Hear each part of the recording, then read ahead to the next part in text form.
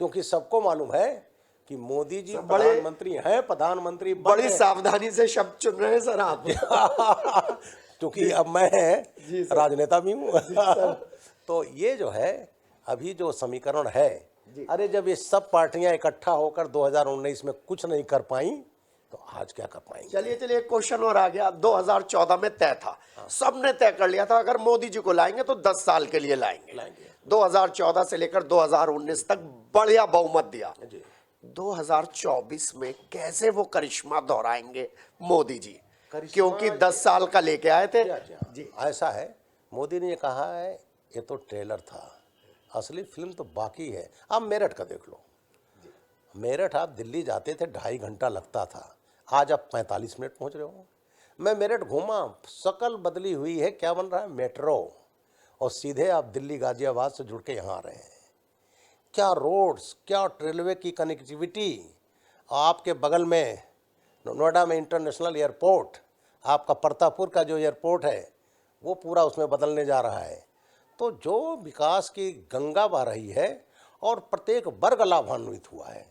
भाई किसान निधि है तो कोई उसमें मकान है, चाहे हिंदू चाहे मुसलमान हो, सबको मिल रहा है।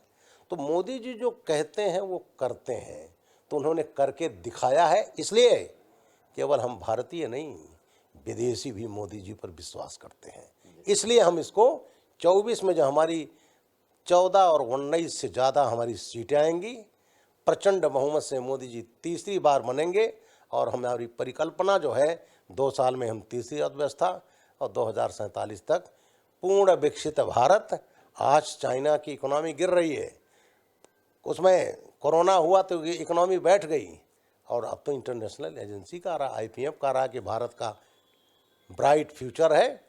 और जो तमाम लगा से चाइना से जो बिजनेसमैन भाग रहे हैं वो हमारे यहाँ आ रहे हैं। सर बहुत रिसर्च कर रहे हैं, बहुत रिसर्च कर रहे हैं, लेकिन एक बात बता दीजिए, आपने बहुत सारे चुनाव करवाए हैं, 400 पार का पहले ही डिक्लेरेशन कर देना, क्या जोखिम तो नहीं उठा लिया है बीजेपी और मोदी सरकार ने? बिल्कुल नहीं, जोखिम नहीं, क्योंकि आज पूरी देश की जनता ये जानती है उनको करना है।